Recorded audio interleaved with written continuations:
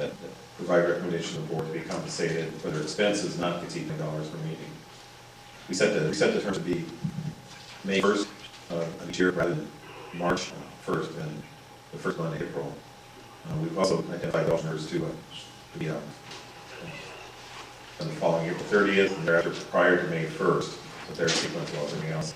And again, those will be compensated at the $20 per meeting amount.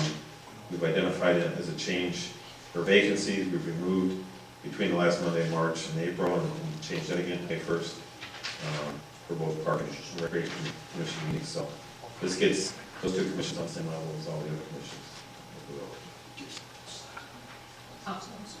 Move to approve ordinance 08-06. Second. Motion by Clyde, second by Steve. Discussion on this item. I'm sorry, Mike. Motion by Monica, second by Steve. Further discussion? Hearing none, those in favor? Aye. Aye. Opposed? So carried.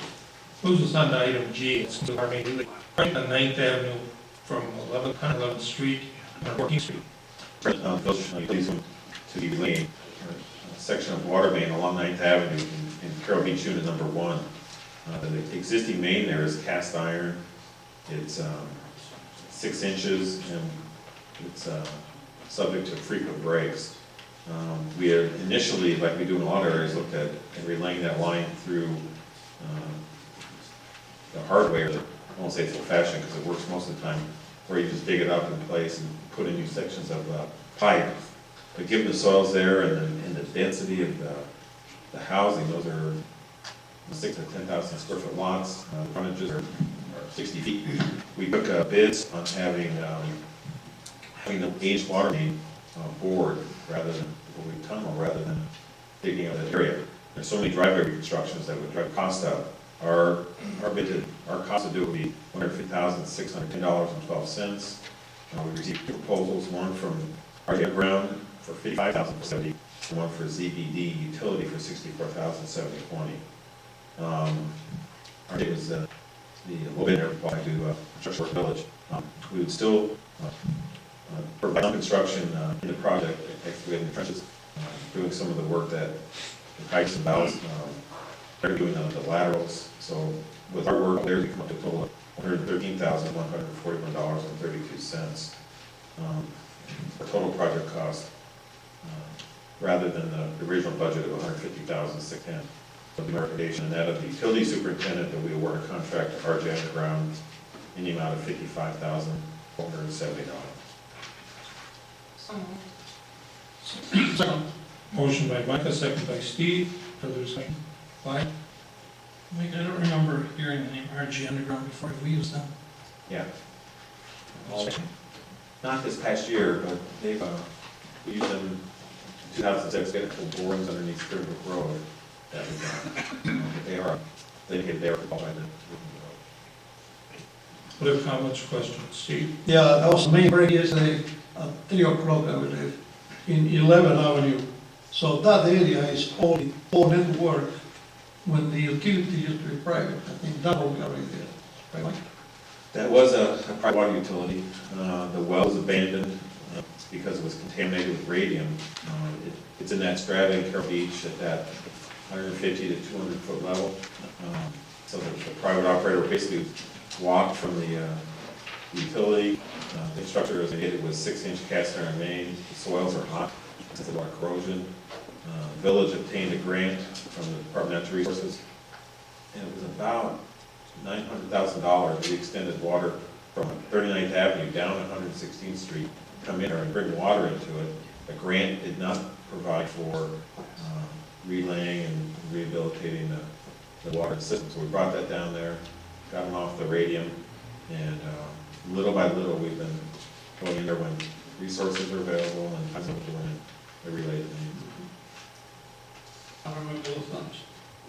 Other comments, questions? Hearing none, those in favor? Aye. Aye. Opposed? So carries. Brings us to item H, consider partner license applications on file. There's 2 applications on file, one for Robin Quint, one for Ashley Walker, and I recommend approval. So moved. I'll second the question. Motion by Steve, second by Clyde. Clyde? on one of the license applications, it doesn't matter that it's not filled up into the top parts and checked.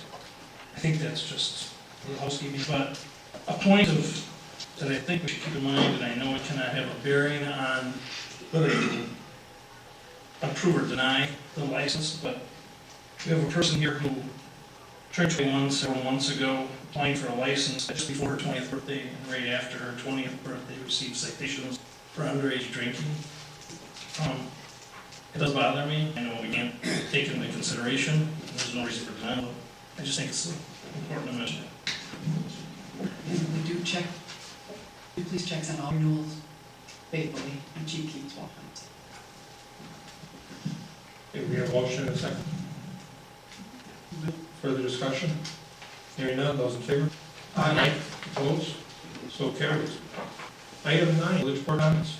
Mr. President, I would like to speak briefly. Last Thursday night, I spent the evening in Public Works, driving in the new snowplow in the fleet and the second oldest snowplow in the fleet. I drove with Kevin Myers, who had the new plow, and he was out in Lakeview Corporate Park and Wiz Park. I also rode with Gwynn, and he had the route in Midwest Highlands, Beverly Woods, and along Harrison Road. And he was in the 88 plow. And I have to tell you, I was amazed at the precision that these gentlemen have working with these plows with the conditions that were out there at that time.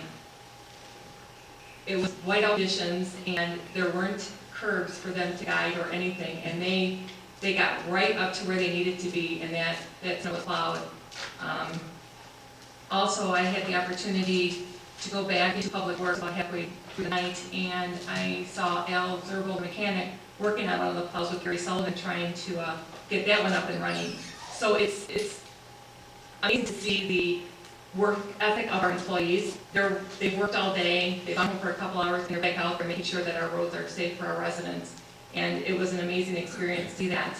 I'd like to thank Kevin and Dan for the opportunity to ride with them and for them to answer my questions and take it out to me. And I'd also like to thank John Fangren Jr. for setting up the opportunity, and also thank all the department heads, because the last year I've spent a day in each department learning what you do, learning about why you ask for certain things at budget time, and meeting your employees. And as trustee, I feel that it's very important to be involved in the day-to-day operations of each department and see what you do, so I have a better understanding when you do come to a budget meeting, why you're asking for what you're asking. So again, I thank all the department heads for accommodating me and my requests, and I look forward to doing it again this year in 2008. You. Well, I will make a comment. I did remember we had budgets working sessions. We brought up a couple times about refinancing some of that. It didn't look like it'd be favorable at the time when we only had two, and boy, things can turn around. Interest rates went high on those and came down for us, and bond rating just happened to fall in at the right time, right place, and so we came up a real winner in this. I thought I was wrong. Last week, I was in Madison, and I was amazed. They don't use salt in Madison, they use sand. And in those hilly streets they got over there, even when it's low, we break, slide 10 feet, they slide down, because it's sand. They don't use salt. So we using it. A difference it makes, using salt or using sand. I was amazed. I think that's where our guys with new trucks and be able to make for it with the salt, we get more bang for our buck. Streets stay better longer, they thaw quicker. The dedication of knowing how to use the equipment, having the equipment, and getting a result that every